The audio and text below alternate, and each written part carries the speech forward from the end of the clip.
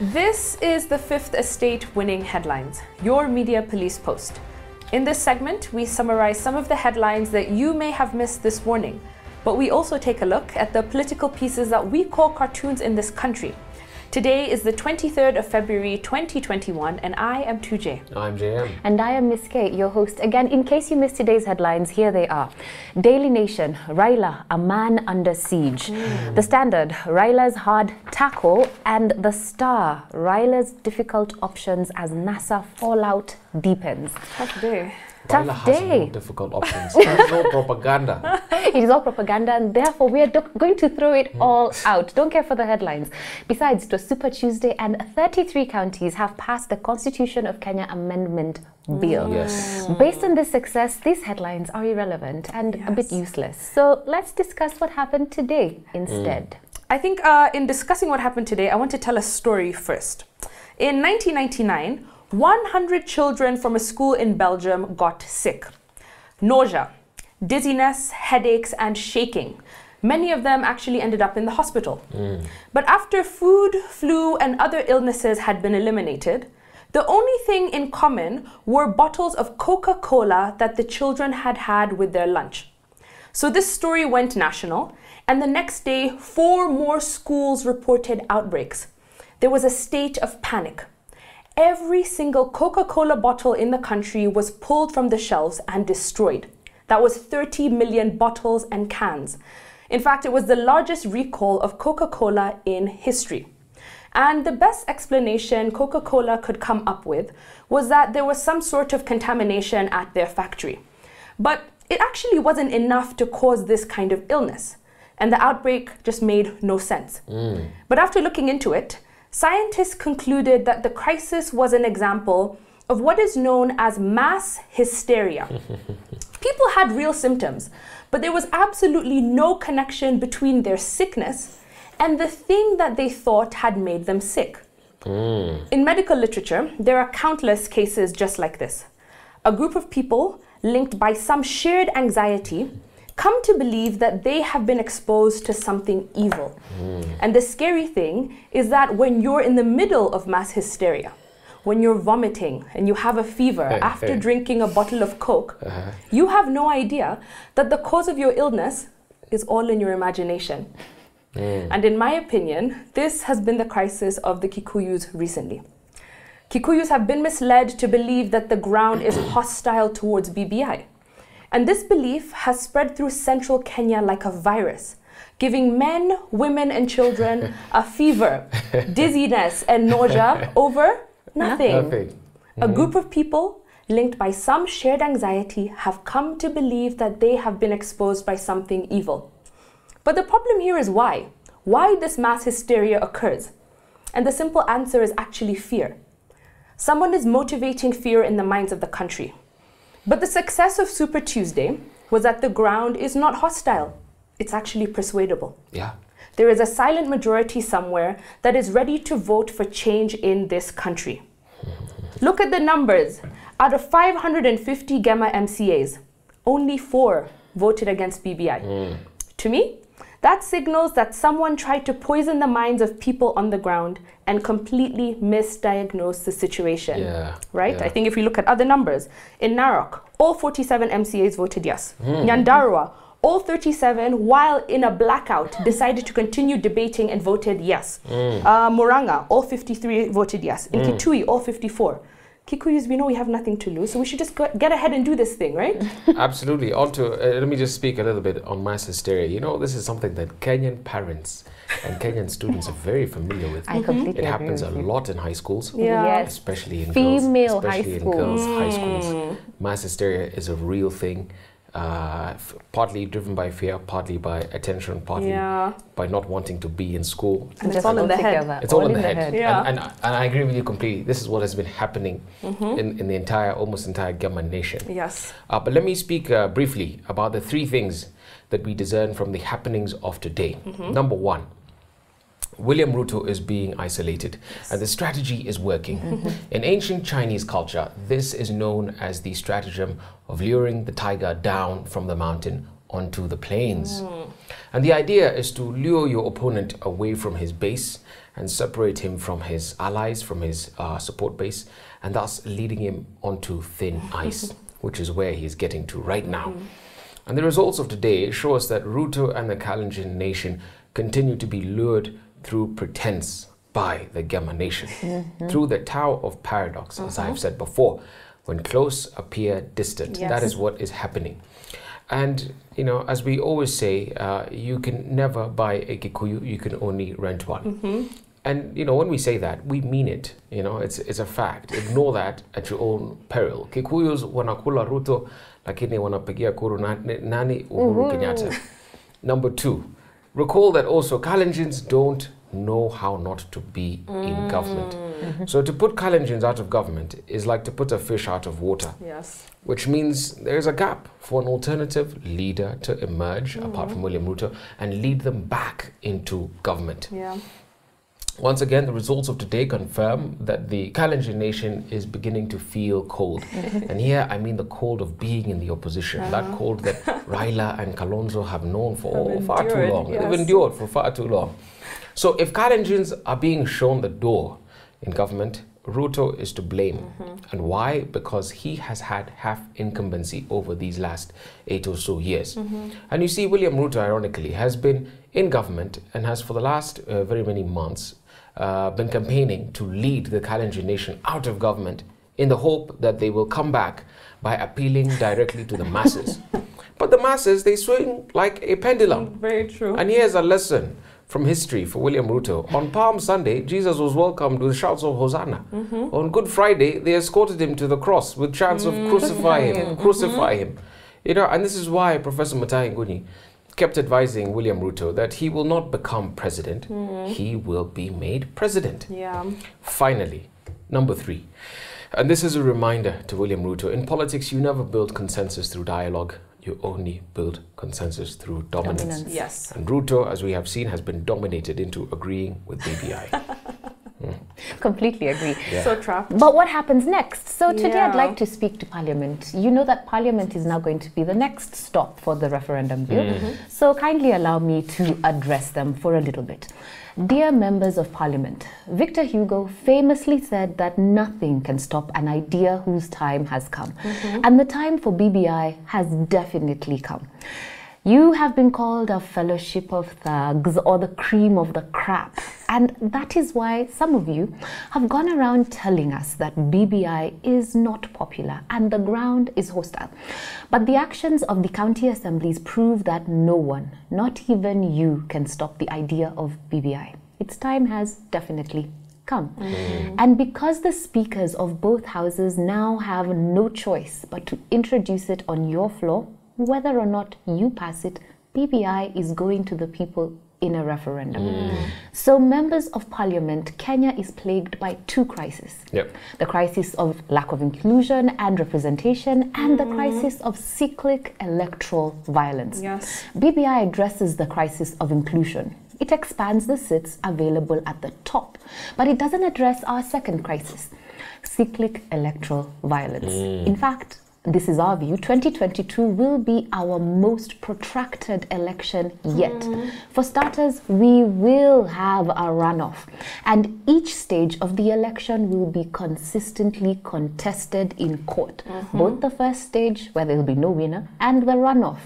So members of Parliament, remember, Katiba 2010 produced the crisis of inclusion because of you. Your predecessors took a trip to Naivasha and mutilated the draft constitution by removing the proposal for a hybrid system of government. They took out the position of Prime Minister and 2 deputy prime ministers.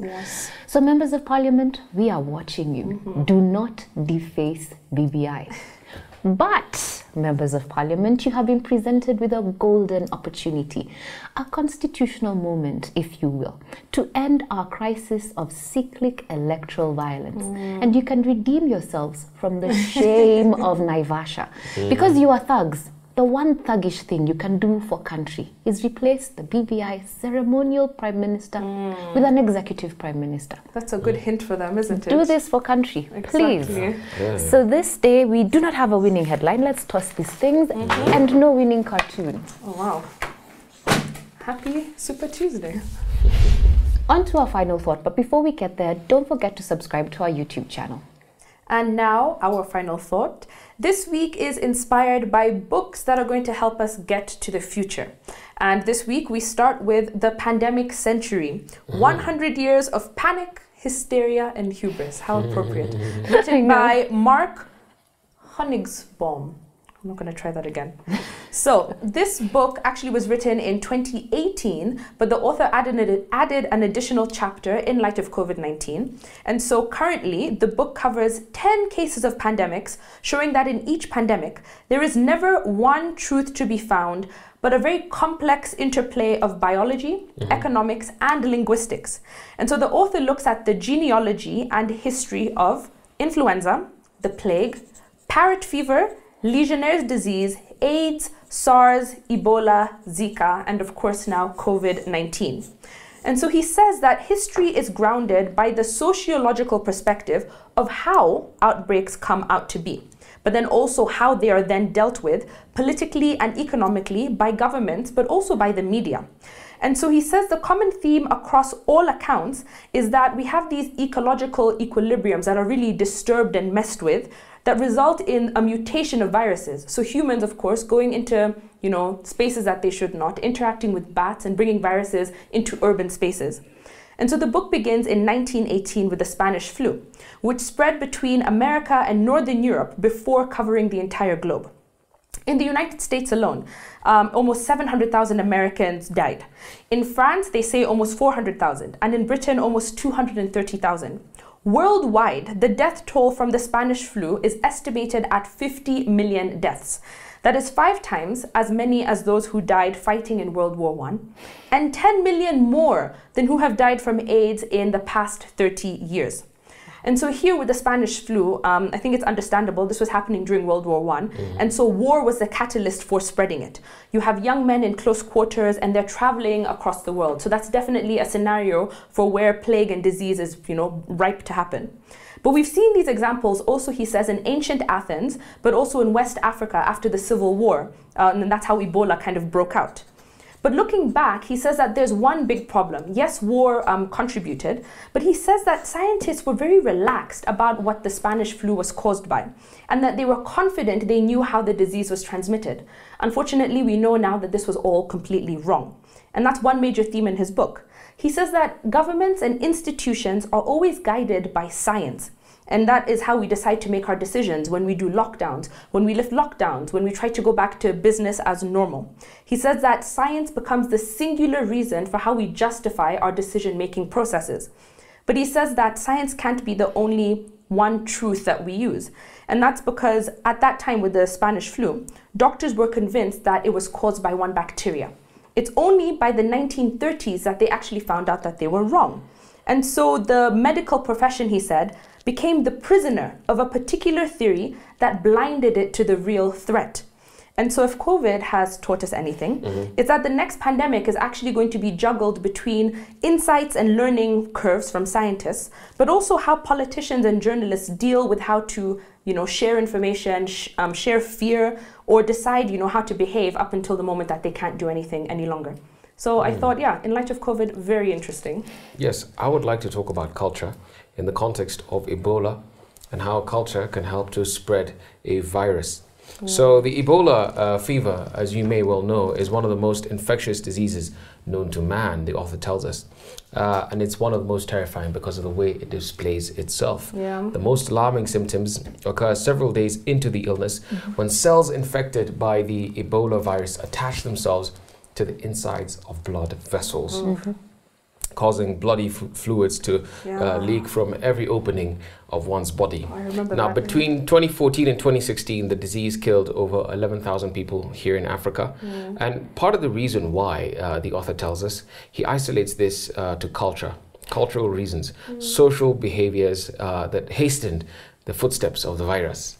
African social behaviors. Yes, African social behaviors. Here they are, let me tell you. In the context of West Africa, perhaps none are more significant than the rituals surrounding death, mourning, and burials. And so those rituals, he tells us, some of them are domiciled in religion, so in Christian culture, obviously in Islam, but also in various other indigenous religious beliefs. And so, for instance, and then you've also got the initiations, and let me talk a little bit about the initiations before I talk about the burial rituals. In West Africa, there's an initiation known as a poro. And the people in that community, usually what happens is that the boys at some stage, when they need to be taken to the river, taken into the forest to be eaten, quote unquote, by the masked bush spirit, after which they undergo circumcision and rituals scarification. The scarification, as you would know, is when they, they cut your skin, that kind of thing. The South Sudanese also have some of these rituals.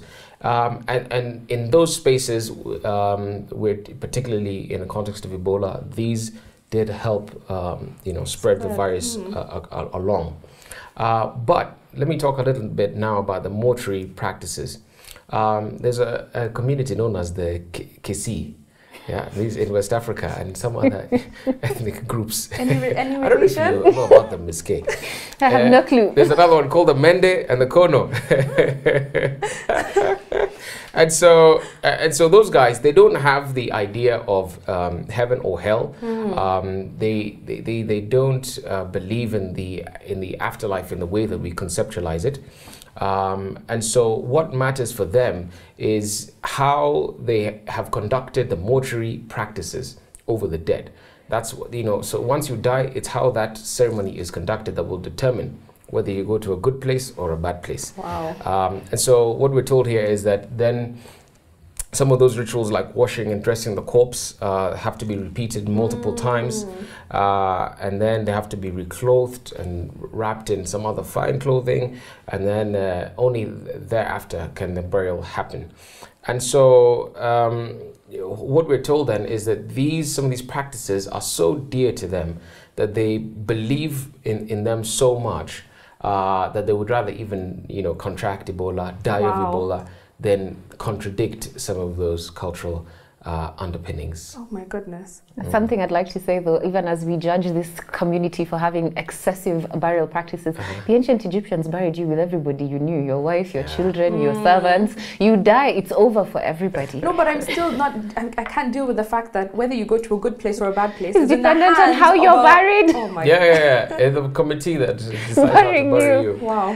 We shall not laugh. I will deal with the final chapter that he wrote to this book after COVID-19. And he begins the chapter with telling us a story of the discovery of coronavirus, what we now call COVID-19. He starts on 30th December 2019 in a house in Brooklyn where a lady called Dr. Marjorie Pollack was relaxing in her home. This is just before Christmas, and it was at night, and she received an email about a peculiar cluster of pneumonias in Wuhan, the capital of central China's Hubei province. Anybody think about that word now without any fear? I don't think so. Anyway, Pollack was a medical epidemiologist. Help us, Lord. With more than 30 years experience in the field. And she was also, very importantly, the deputy director of a program called ProMed. So ProMed was a program that trawled the internet looking for chatter about unusual disease outbreaks. And someone who is the infamously martyred doctor from China, had posted on a Chinese chat room called Weibo about a cluster of pneumonias in Wuhan.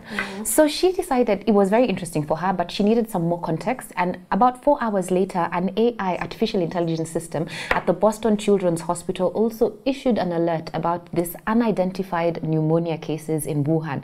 And it gave it a seriousness rating of 3 out of a scale of 5. So the question she had been asked in the email is this important, or should we wait until after Christmas? And we do thank the Lord for her decision in that moment. She decided that this was dangerous. She had just gone through SARS and she had a deja vu moment. So she said in that moment, I'm not going to let this go. So she wrote a detailed warning to her cluster of 80,000 doctors, epidemiologists, and public health officials around the world and warned them of a disease coming out of Wuhan, China. He continues to tell us the story of what happened and how the fact that it spread was not due to the fact that we weren't warned, but because China decided to pad the numbers. Won't go there, you can read it for yourself. But the author then asks something that I find very important. After taking us through 100 years of pandemics, how did it come to this? I mean, he first published it in 2018, well before there was any coronavirus. How is it that despite a century punctuated by repeated outbreaks and pandemics, we failed to heed the warnings about COVID-19? And then our actions could have prevented the outbreak from spinning out of control, should have prevented the lockdowns of 2020. Well, for him, he says that a vaccine is a necessity because also we don't know about how good our immunities are to viruses that keep mutating, spreading, coming from bats, pigs, the correlations. So, but he ends with something. And I'll give his final quote. What is abundantly clear, however, is this: thousands of lives have already been lost, not due to our lack of knowledge. We have had plenty of warnings, but because of our collective failure, abetted by complacent politicians to take those warnings sufficiently seriously and to prepare for the pandemic that virologists and other experts told us was coming our way. It is hoped that after COVID-19, no one will be foolish enough to make the same mistake again. We hope. That's right. We hope. Today we had no winning headline, no winning cartoon. We tossed them all out. And on why politicians got Super Tuesday so wrong, I'd like to leave you with a quote from Winston Churchill. He says, a politician needs the ability to foretell what is going to happen tomorrow, next week, next month, and next year. And to have the ability to explain why his prediction did not happen. Let's wait for the explanations, please. You can find us on YouTube, Pang, Free to Air, GoTV, and StarTimes. Have a great day.